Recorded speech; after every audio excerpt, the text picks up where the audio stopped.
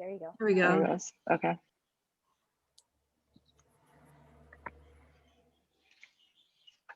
Okay, welcome everyone. I think we can go ahead and get started. So my name is Harmony Williams and I'm with the Hawaii Good Food Alliance. And today we're going to be doing a presentation on food safety at farmers markets. Somebody want to share the screen and go ahead and start the PowerPoint, please?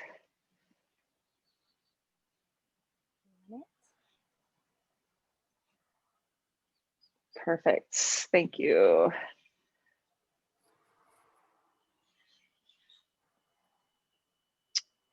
Okay, great. And again, here's the title of our presentation today is Creating a Culture of Food Safety at Your Farmers Markets. And we have some awesome presenters with us today that I'll get into shortly. So here's an overview of our agenda. We're going to talk about the Hawaii Farmers Market Association, another acronym for you, HFMA. We're going to talk about food safety, what it's like for Hawaii, FSMA, the Food Safety Modernization Act requirements, some different signage types, farmers market improvements, and some other resources. And then we'll have time for Q&A at the end. So Hawaii Farmers Market Association, basically we just got established last year. Our goal is really to strengthen and promote a vibrant and sustainable local food system and economy by supporting farmers markets and direct-to-consumer farm marketing statewide. You can see our website here, hawaiifarmersmarket.org. And then really we aim to do this through marketing Hawaii farmers markets and producers with an online directory and promotional campaigns. We also provide technical assistance, educational resources, such as today's webinar, as well as networking opportunities. And we're really working to increase market sales and access through the expansion of farmers market nutrition programs. And then the last bullet there, working to create a collective platform for data collection and reporting, advocacy, and really just to hear community voice. And so again, the Hawaii Farmers Market Association is a project of the Hawaii Good Food Alliance. Again, here's our website for the Good Food Alliance, if anyone wants to check it out. And when we put this project together, we basically selected a technical assistant point person in each of the counties. So on Hawaii Island, we have Donna Mitz from the Kohala Center. On Oahu, we have Saleh Azizi at Kahumana. On Maui, we have Lauren Lohr with Hawaii Institute for Public Health. On Kauai, Megan Fox from Molama, Kauai. And then again, I'm Harmony Williams, both with Sustainable Molokai and with the Hawaii Good Food Alliance. And this project was kind of umbrellaed under Sustainable Molokai. Okay, so now we get to the good stuff. Today's speakers. So we're really fortunate to have with us two experts in food safety. Emily Kirk, who is a CTAHR Cooperative Extension Agent, and Lisa Roden from North Shore Economic Vitality Partnership. So I will turn it over to them. And if you guys want to do any more introductions, please go ahead. Thank you. Thanks, Harmony. My name is Lisa Roden, and I am the Food Safety Director for North Shore EVP. Primarily, we work with smaller growers to help them with food safety certification. We run a USDA Group GAP program that was established formally in 2020. We've been working with a couple of farmers since then and continue to grow that network and our cohorts and hopefully achieve more certification across the state for smaller farmers.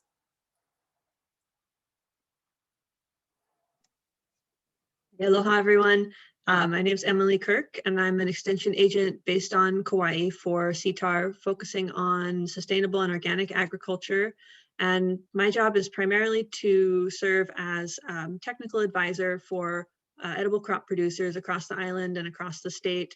And food safety is one of the many areas that I focus on. So happy to be with you today.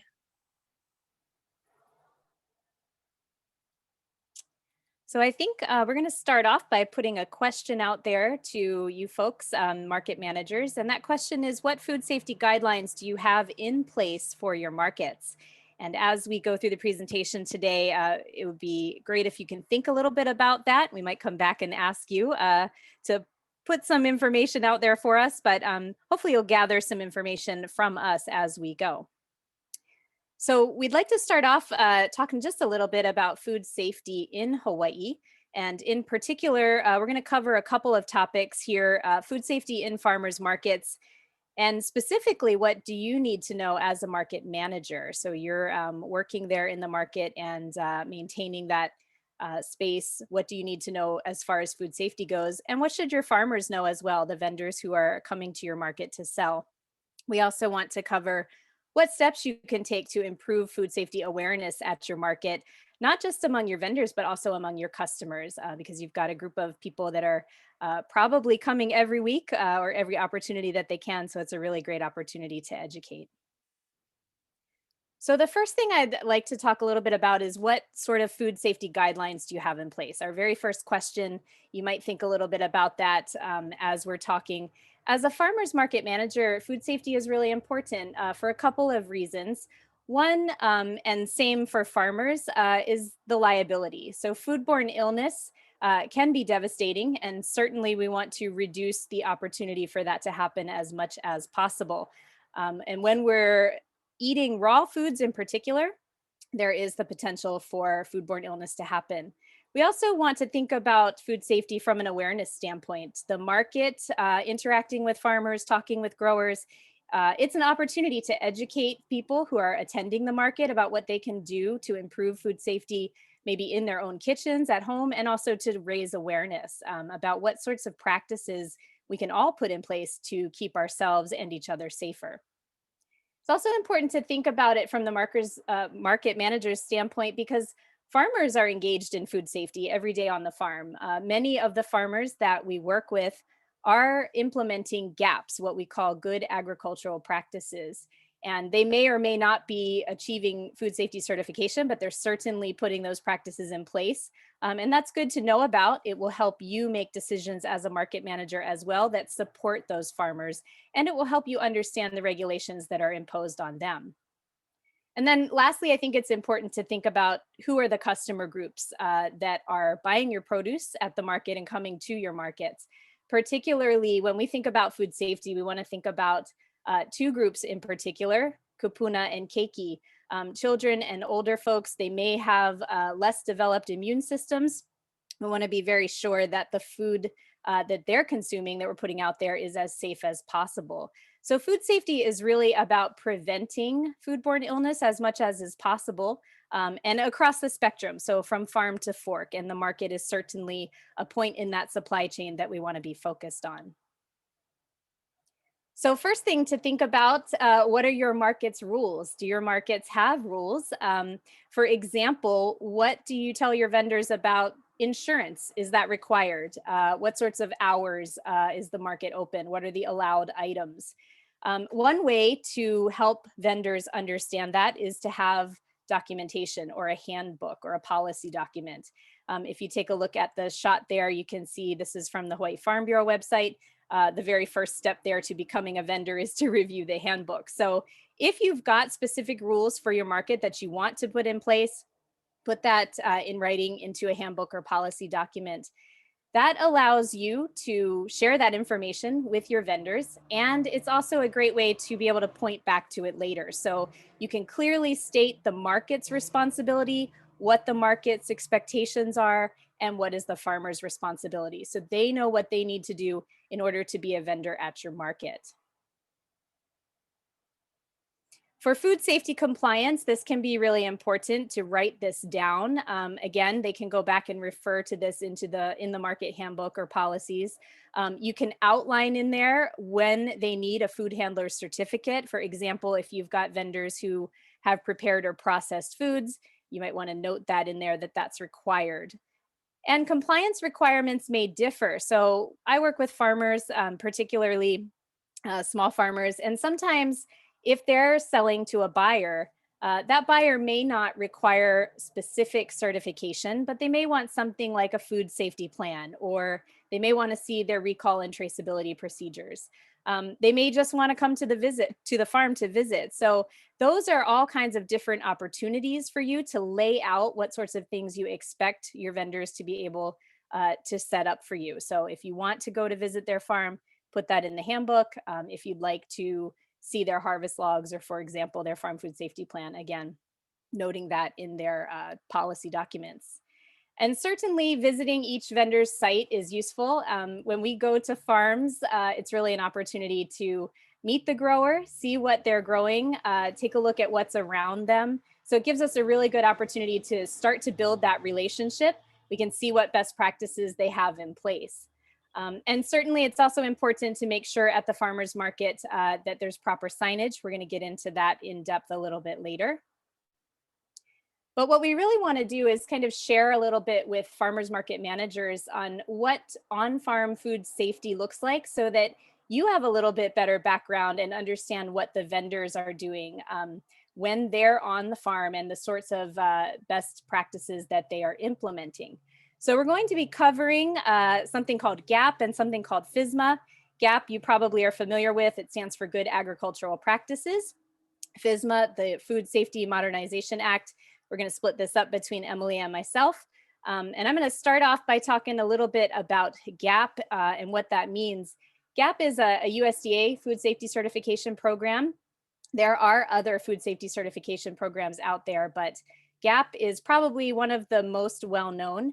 GAP was implemented by USDA in 2002 and has been very popular ever since. It's often described as a good marketing tool because it allows a vendor to show that they have had their practices verified by a third party. So they've got documentation, they've got evidence that what they're doing on the farm is in compliance with those USDA GAP regulations. And again, some buyers may require that. They may ask for food safety certification. They may ask specifically for a specific type like GAP or Primus or another one. In Hawaii, we don't have a whole lot of farms that are food safety certified through USDA GAP, but we do have some. And the easiest way to take a look at that is to go on the highfarmsafe.org website.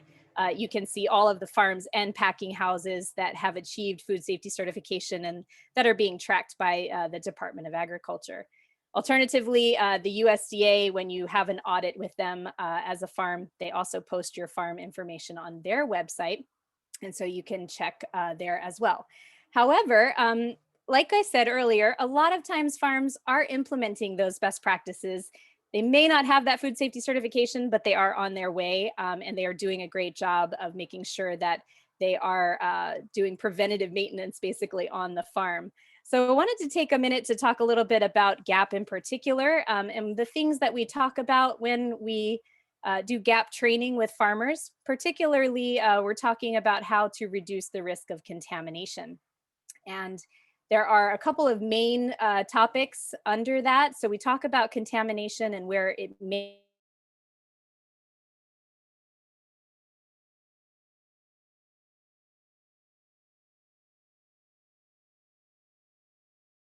think we are probably the riskiest contamination source on the farm. When you have workers on the farm, for example, you need to be aware of what their practices are. So since our goal is to reduce the risk of foodborne illness, we want to make sure that we're providing all of the things that people need to do that. So main things we want to look at when it comes to managing, being able to wash hands and use the restroom. On a farm, you also want to be looking at, do they have proper break area that's away from the produce and the packing area? Do they have a place to eat, drink, and smoke that's away from the packing and produce area as well? Contamination can also come from the soil. So as a farmer, when you're looking at food safety on the farm, you're going to be doing a risk assessment, looking around your farm at what are the opportunities for soil to become contaminated. For example, do you have animals on the farm? Do you have a cattle production up ahead above your farm? So when it rains, some of that soil comes down.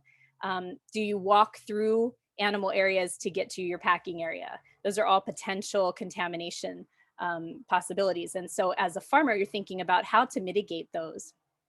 Water, certainly an opportunity for contamination as well. In Hawaii, we have a lot of farms that use surface water for their irrigation. So we want to make sure that that water is not touching harvested product. on our harvested product and during our post-harvest tasks, farmers want to be using microbially clean water. So we want to make sure that we're reducing the risk of contamination by having clean water available for all of our post-harvest tasks. And that's what we want to be thinking about at the market as well. We want to have microbially clean water for hand washing. One of the other topics that I think is often missed when we talk with farmers about contamination sources are buildings, equipment, and tools. Sometimes we don't really think about these as being contamination sources, but we look around our buildings. We want to make sure that there's nothing above us or on our buildings that's going to become a source of contamination. For example, when we're putting product into the cooler, what's above us on the ceiling? Is there water dripping from a cooling unit? Are there cracks or leaks? Those are things we want to be aware of. And the same goes for equipment and tools. We want to make sure that we're not cross-contaminating. So our tools should be cleaned every day. We want to make sure that our equipment is cleaned. Even things like boots, for example, we want to make sure that we are cleaning and sanitizing those items. And then animals, of course, in Hawaii, we can't get away from animals on the farm. It's a wonderful environment for us and for them. So animals are everywhere. Everything from feral pigs and chickens to our barn cats and dogs, and then lizards and birds and geckos and things like that. Animals can certainly be a source of contamination on the farm. We want to think about how to mitigate that. A lot of times when we talk about GAP with farmers, they often come at us and say, well, I can't keep the animals out of my farm, so I can't get GAP certified. That's actually not true. You don't have to keep the animals out of your farm, but you have to do the best you can to keep them out and to mitigate it if they do get in. So sometimes there's a little bit of misconception there. But when you do have animals around the farm, you need to be very aware of where they're coming in, monitor that. You want to be looking at the fields every day, or at least weekly, and certainly before harvest. You want to be watching for evidence of animal intrusion. If a farmer does find animal intrusion on the farm, what do you need to do about it? You need to have a plan in place, get rid of that animal evidence, and discard the product that has been touched by it. So as a farmer's market manager, these are things that you might need to know so that you're looking as you walk down, talking with your vendors, making sure that they're aware. They don't want to be harvesting any product that has visible bird feces, for example, on it. That should be discarded, shouldn't be out for sale. So all of these things are topics that we talk about with farmers with respect to GAP practices and contamination. And we are trying, again, to come up with mitigation measures, plans to reduce the risk of contamination from these particular topics. So some of the common issues that come up when we talk with farmers and look at what they're doing on the farm, water sources, especially post-harvest water. When we're on the farm, again, we want to be using microbially clean water for all of our post-harvest tasks.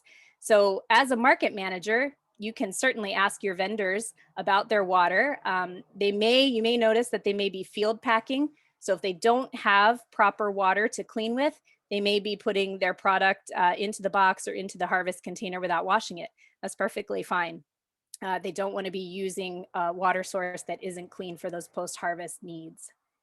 Another common issue is the incorrect use of pesticides and other products. So in our classes, when we talk with farmers, we're encouraging them to make sure that they read the labels on their products, that they know that these items are safe for use on food contact surfaces, and that they understand, for example, if there's anything specific on the label about what you can and can't mix it with, or dilution rates. One good example of this is if you look at a Dawn bottle, you'll notice that it says not to use it with bleach. So common misconceptions sometimes that you can just mix and match things, but you really do need to be aware of what the label says. The label is the law. And then certainly animal evidence, again, going back to Fido in the field there, you want to make sure that you're monitoring. So when you're on the farm as a farmer, your job is to make sure that animals haven't contaminated your product. They haven't gotten into the field, left you a little gift behind that you didn't see, and then you harvested.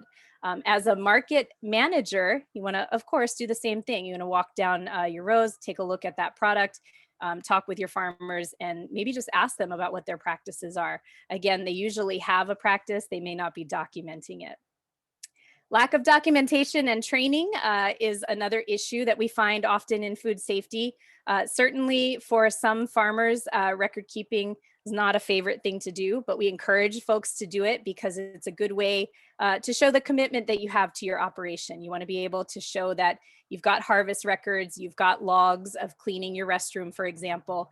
And so as a farmer's market manager, this is an area where, again, it may go back to your policy documents. If you want to see any of those logs from your farmers, or you're just encouraging them to keep them as they should be anyway for good business practices. And then of course, lack of proper infrastructure. This is a big one. Probably one of the biggest concerns for small growers is when they don't have proper restrooms or proper hand washing on the farm. And certainly as a market manager, again, we want to make sure people have those things when they come to the market, that there's restrooms available, hand washing available, so that they have a place to clean their hands after they've been walking through the market. And then another topic that often is confusing for folks, and we wanted to touch on here, is about cut leafy greens. So farmers market managers, you're working with vendors, they're selling a lot of raw whole produce, but what happens if you've got somebody who's got cut salad greens? To do that, to make that sale there, they must have a food establishment permit. So if your farmer or vendors at the market are cutting or doing any kind of processing on their leaves, you want to make sure that they can show you that food establishment permit.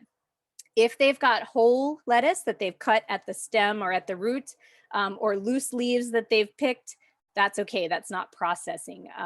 But any additional processing, cutting, etc., you've got to have that permit. We want to make sure that we differentiate that. And then another common topic when we talk about food safety in Hawaii especially is rat lungworm. And we wanted to talk a bit about this in depth because it is a concern. It has caused some growers to stop growing certain products. And it's something that seems to come up every year. We have a couple of cases. You can take a look at the table here and you'll see over the last couple of years, we've had almost 20 cases since about 2018 there. Every island just about has been affected. And so most people in Hawaii are aware of rat lungworm. And it's really important to know a little bit about this particular parasite so that we know how to keep ourselves safe and to control it.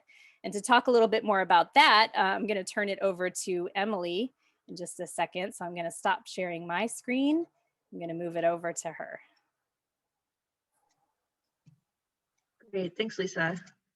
I'll share here, get that slides going again. Okay.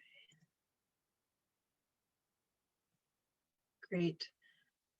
Yeah, and part of the reason I think we wanted to talk about rat lungworm, just as Lisa said, and I think, especially lately, folks have gotten really focused, rightly so, on COVID, but it's important to keep this conversation going as well, because even if the numbers are pretty low, the consequence of getting sick can be quite high, and it's quite a severe disease.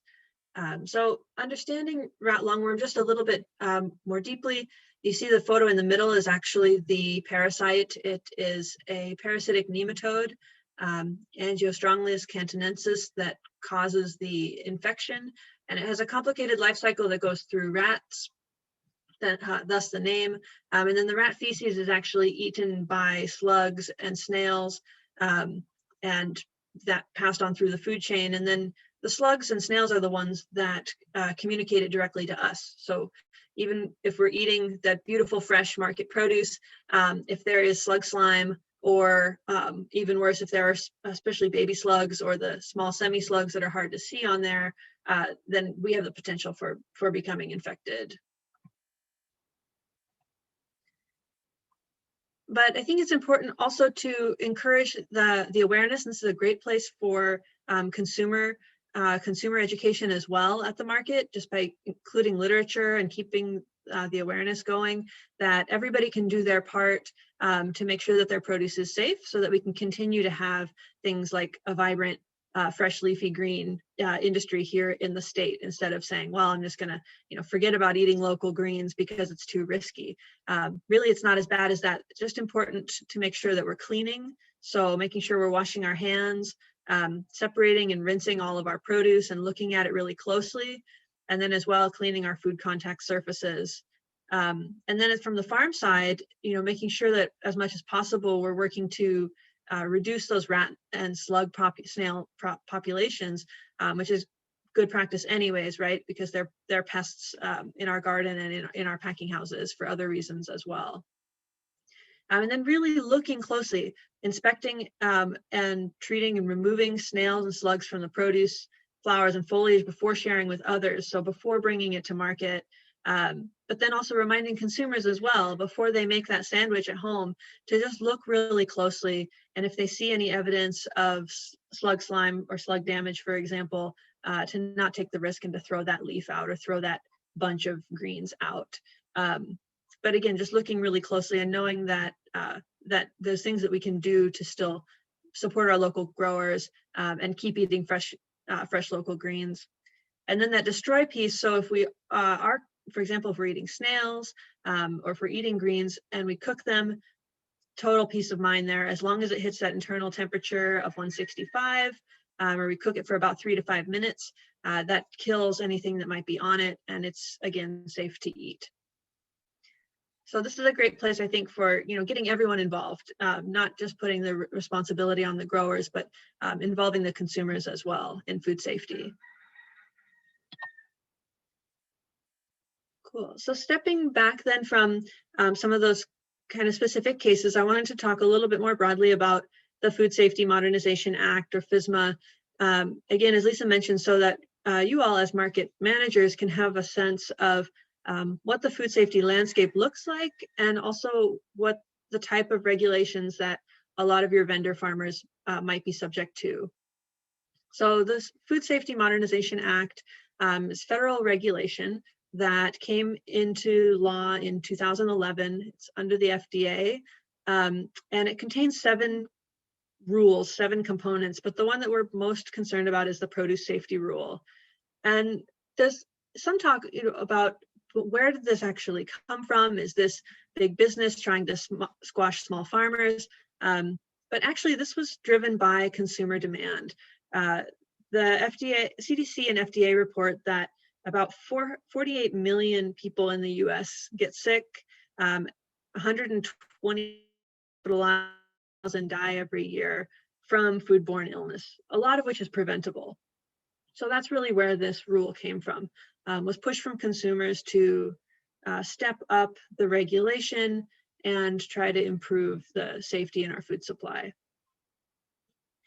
And we're focusing on the produce safety rule. This is the component of FSMA that most impacts produce growers, farmers, and the folks that we would find at markets. So who is covered by the rule? Anyone who is growing, washing, packing, or holding covered produce. And so covered produce is produce that is not produce that's covered under the rule, so not on the rarely consumed raw list, which I'll show in a second. And in addition, anyone who is making over $25,000 per year in produce sales, adjusted for inflation, those are 2011 dollars. And there are some exemptions, and we'll get into that as well. But first, understanding what covered produce is. So the easiest thing we can think of is all the fresh produce, fruits and vegetables that are grown in the marketplace, everything except for the ones specifically listed here. Some of them colored in red are some of the crops that we do see commonly here in Hawaii. So things like asparagus,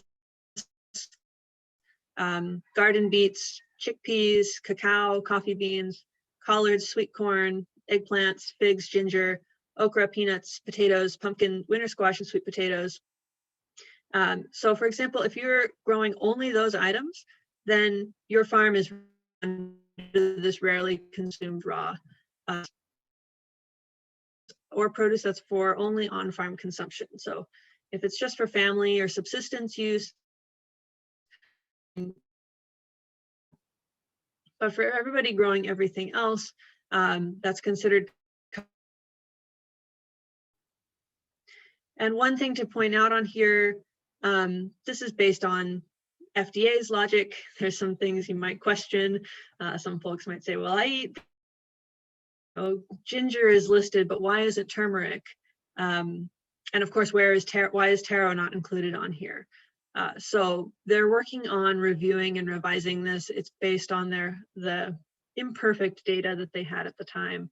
But for the time being, this is the regulation that we have to work with.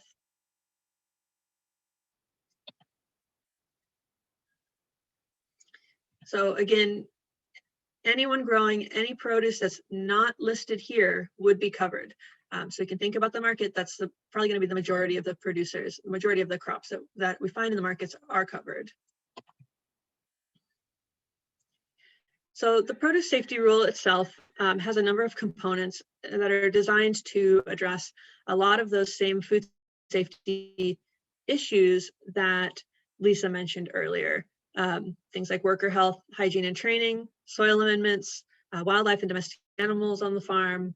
Agricultural water is a big one, both for production in the fields and also post-harvest. And then post-harvest handling and sanitation overall, as well as record-keeping requirements throughout and guidelines for creating a farm food safety plan. And Lisa did an awesome job kind of setting up the context. I want to just dip in to each of these topics super briefly to show, again, just to show, this is a small little teaser taste test of the depth of the regulation that farmers would be subject to under the rule. So first off, worker health and hygiene. We know workers are a concern because they carry human pathogens. As humans, of course, we carry human pathogens, things like Shigella, hepatitis A, norovirus, and others. And we can spread those pathogens when we're working in the fields, when we're in the packing house, very, very easily. Or when we're in the market, when we're setting up, when we're walking through and testing every avocado for ripeness, and all of the other things that we tend to do very subconsciously. And training is really required to reduce these risks. So again, that proper hand wash, and then also how to handle illnesses and injuries to make sure that we're not, when we're working with small farmers, that in many cases, maybe they have one employee, one farm worker, but in many cases, the farmer themselves is the primary worker, or it's family labor that are doing all of the tasks on the farm. And probably they know a lot of this very, very well. A lot of it's intuitive and second nature, but the law does still require worker training on an annual basis, just to make sure that everyone's on the same page and understanding the risks that having people on the farm pose. So another section on the fancy term biological soil amendments of animal origin, which is more commonly, you might think of manure, for example. So these are anything that we're adding to the soil intentionally to improve it. So fertilizer, liming materials, compost, all of these kinds of things to add fertility and tilth. And the primary concern is that if they are of animal origin and if they are untreated, that they're raw, then they could pose significant microbial risks. There's some risks from chemical fertilizers, synthetic fertilizers as well, but not the same as the biological concerns. So again, the rule has specific guidelines for how these materials need to be treated, especially composting procedures, and then guidelines for if you're using anything that would be considered untreated or raw, so fresh manure or other materials, compost teas that are fresh, live. And again, there's for farmers who are using these, which is a lot of folks, right? They might be more organic leaning, or the market is really farming practices. There's going to be some additional guidelines that they have to follow.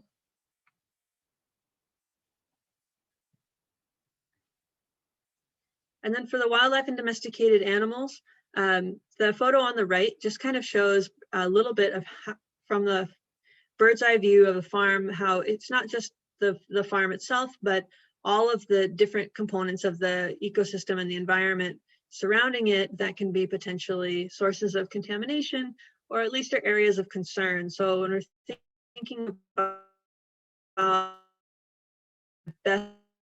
best faith effort to minimize animal intrusion on the farm, it's all of these surrounding areas are something we want to keep in mind as well.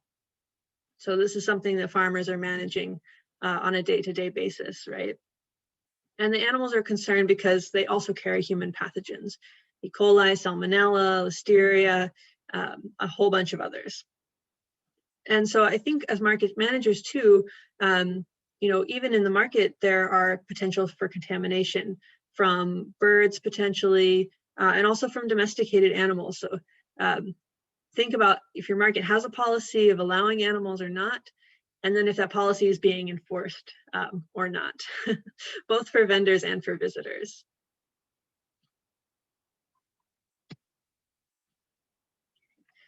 And agricultural water, this is a big one, and the regulation is very, very complex.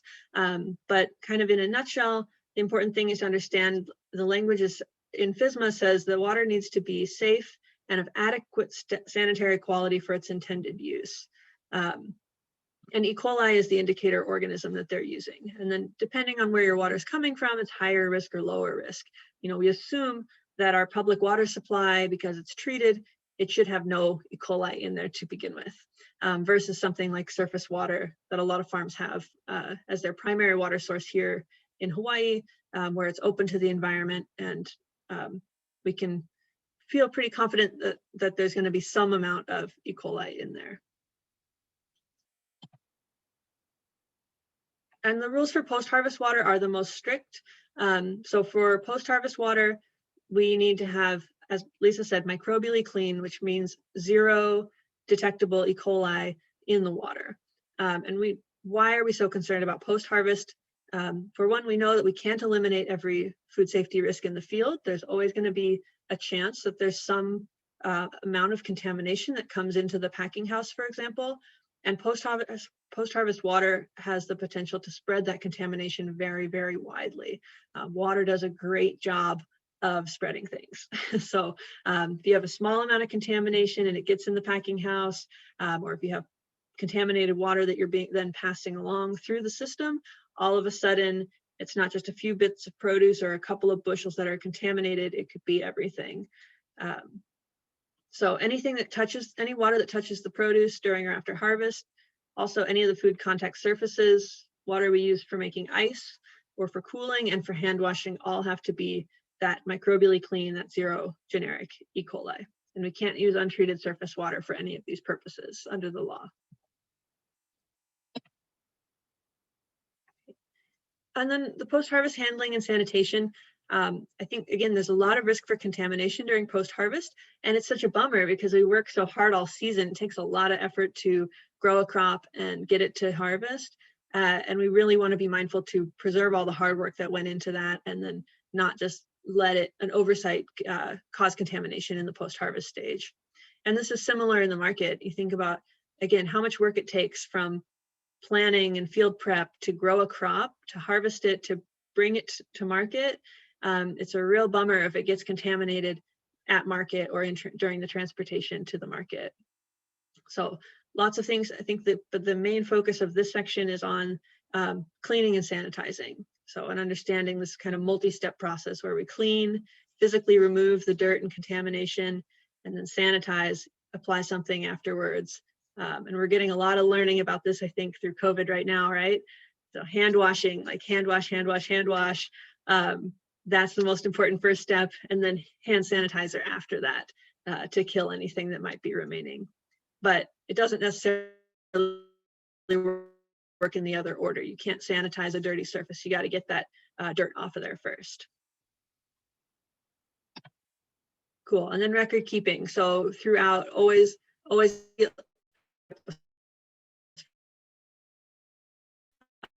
they got so much on their plate, and then but it's super important.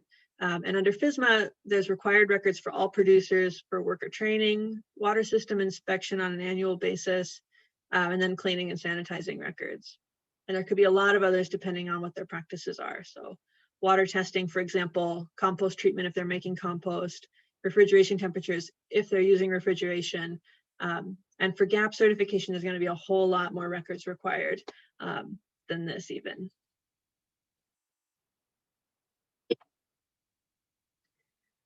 But I mentioned before, there are exemptions.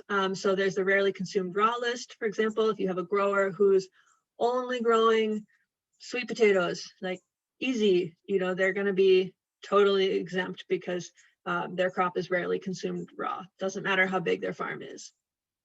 But when we're looking at the total breakdown of farms in Hawaii, this is data from 2012, the Census of Agriculture, and produce farms with food sales was about 3,862 statewide. And of that, if you look at the pie chart on the left, you can see that total farms that estimated to be covered with exemptions was 3,249. There's only 613 farms statewide that we estimate would be covered by the produce safety rule. Again, those are going to be a lot of our bigger farms. That doesn't necessarily mean that only 16% of our produce in the state, those are just farms by number. So something to keep in mind. And then of those exemptions, again, that's about roughly 85% of the farms are going to fall under. There's a number, so there's the micro exempt farms at the bottom. Those are the folks who are making less than, who have less than $25,000 a year in produce sales. So a lot of these might be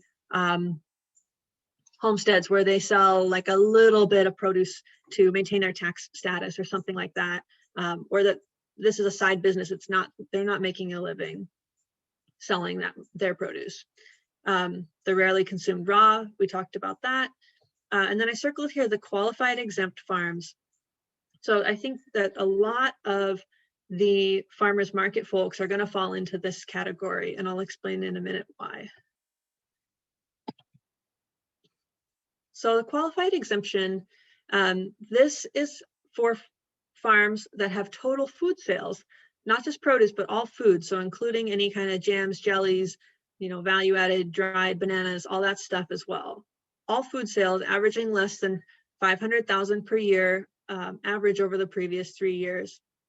So falling between, you know, more than 25,000, but less than 500,000, right? So we can think about it right away. Anyone who's making a living, but less than 500,000, that's got to be the majority of our market vendors across the state. And number two, that 51% or more of the farm sales go directly to qualified end users. End is defined as a consumer in any location or restaurants or retail within 275 miles in the same state. So direct to consumer, restaurants, and retail grocery. So again, all of our market vendors, that's direct to a qualified end user. And even if they have, say they have a couple restaurant accounts, or maybe they're on a neighbor island and they have, you know, a restaurant or two, or even a retail grocery that they sell to on Oahu, they're going to be within that 275 miles. And as long as they're under 500,000 a year, they qualify for the exemption. But even if your farm is in the pool, you still need to keep records to prove your exemption, and also identify yourself at points of sale. So the image on the left is an example of a template for keeping track of food sales to show that qualified exemption status. And importantly, even if folks are exempt from the rule, meaning that they don't have they don't need to worry about FDA coming to inspect them, and they have less of a regulatory burden, it's still best practice to follow all of those things as much as possible as they apply to each farm, because if there is an outbreak or an issue, heaven forbid, all of a sudden those exemptions go out the window. It doesn't matter how small you are. If your farm is involved in any kind of foodborne illness outbreaks, then all of the scrutiny is back on. But hopefully none of our growers have to deal with that. and none of our communities have to deal with that. We can stay safe. So keep farm records and identify yourself at points of sale. So that's really easy to do. Farmer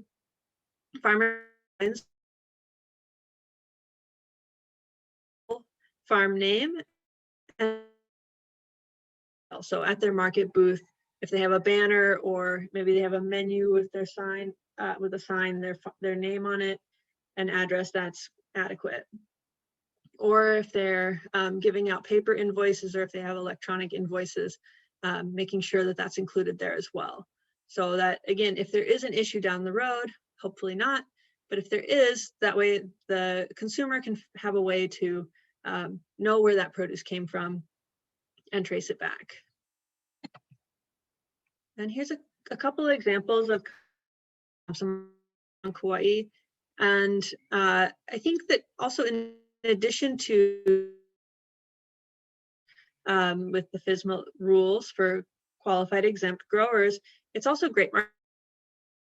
It's beautiful, it's delicious, and it makes the farm stand out. So instead of one white pop-up tent in a row of white pop-up tents, so it's good marketing. So another example can include, you can farm,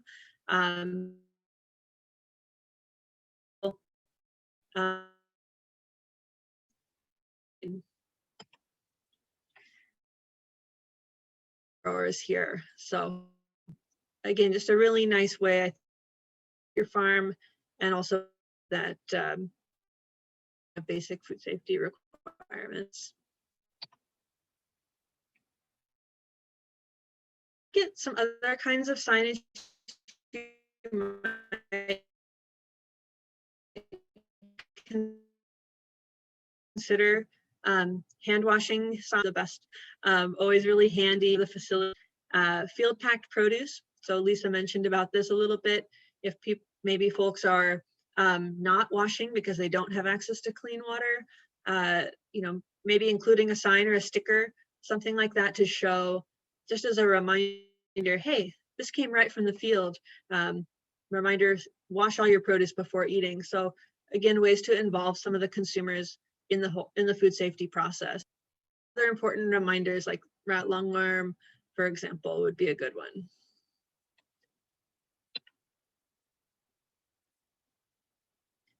And some other things we can do as market managers to support a culture of food safety would be, again, hand washing. Like these are our multi-purpose tools, and one of these highly very high points of contamination.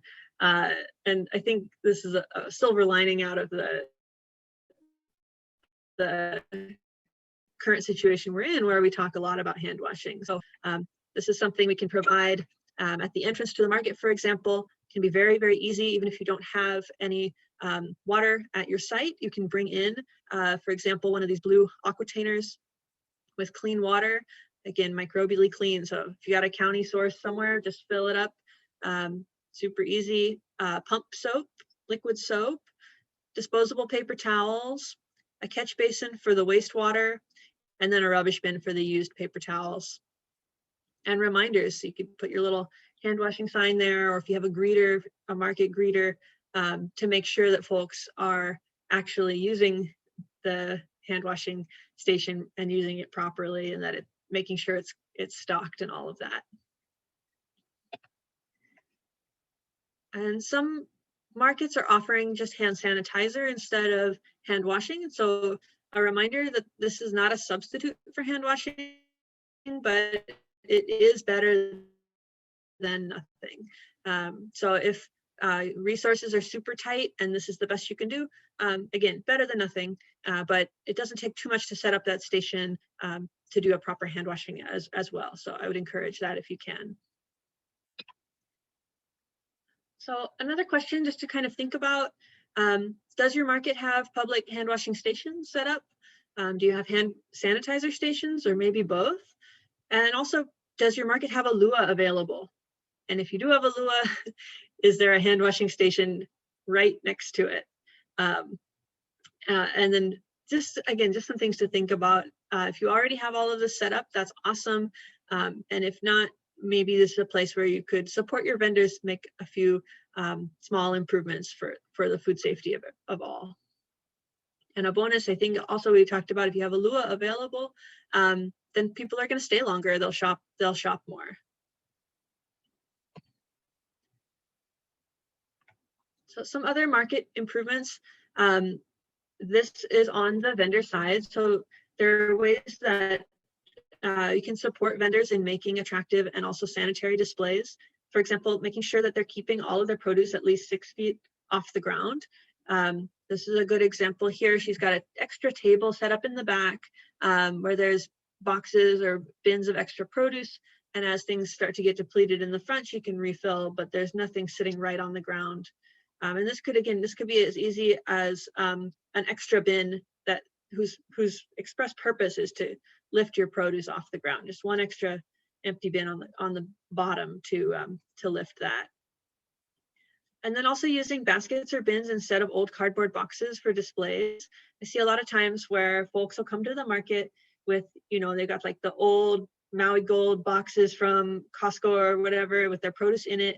And then they just flip it upside down and display all their veggies on the top of what is actually the bottom of the box. And where was the bottom of the box prior?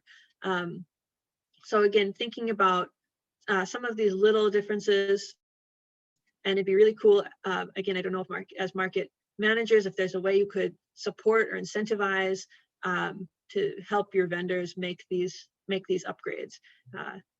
Is there a way you could even have like, maybe you could order some kind of branded display baskets for whoever your organization and make some of those available at a discounted cost to your growers. Things like that. And then also clean tables or washable tablecloths. This can make a really big difference. So again, anything that's contacting the produce, we want to make sure it's clean. And I know like a lot of times it's raining, it's muddy, you drag a table out of the van or out of the truck. And then what? But if you have if you have a washable, waterproof tablecloth folded up, boom, easy. Throw it over the top, keeps all of your produce clean and nice, and it gives a nice visual appeal as well as keeping things cleaner and safer.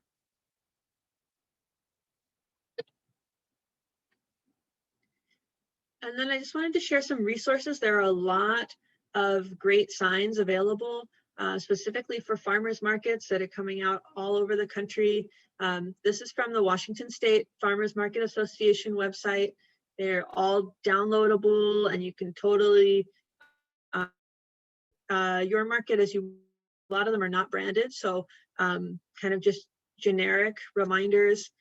And again, in the context of COVID, there's a lot of resources too about market design, thinking about layout and spacing and some of that kind of thing that can really help to make improvements.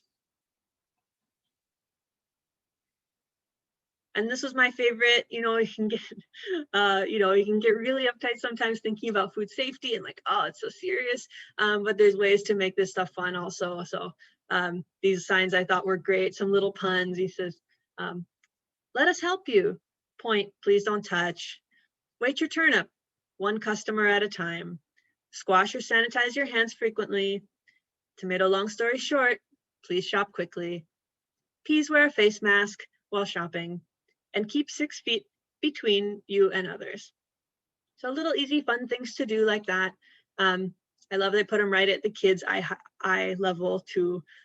So we can, again, involve everybody and just kind of raise awareness. Like we want the markets to keep going so we can support our growers and have access to fresh produce. And there's ways we can all pitch in to make that happen and to keep our community safe. So we listed here some more resources, and I'm sure this will be available as a PDF too, so you can click through. But there's the HawaiiFarmersMarket.org, the HFMA website with a lot of great resources on it. There's the CTAHR Farm Food Safety website, again with more resources, and also a lot like a deeper dive on a lot of the specific topics if there's something in particular that you're interested in learning more about the highfarmsafe.org, that's the HDOA food safety website. And then a few of these, so this is from the Washington Farmers Markets.org and Farmers Markets Coalition, and then extension at PSU. So all of these things kind of focusing specifically on coronavirus issues at the moment for the pandemic, but a lot of them are great resources that are applicable more broadly to food safety in the markets. Also, I wanted to share the Hawaii Farmers Market and agritourism venues. This is actually a handbook. It's totally free, super practical, lots of like checklists and easy suggestions and ideas. A great resource for market vendors to think about their product and how they're marketing it, and just something I would encourage you all to share with your farmers and vendors. It's available free online. And there's the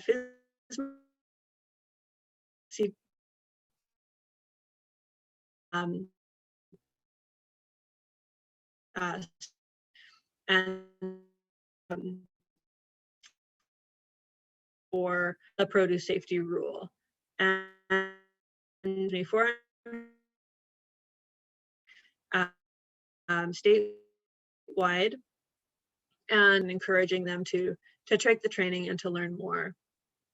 Then we also talked about improving internal farmers market signage, installing a hand washing sink at the market, creating a plan for restroom use. So either renting a lua, or maybe there's a neighboring business that you can arrange something with, or maybe you're close enough there's park or public facilities nearby.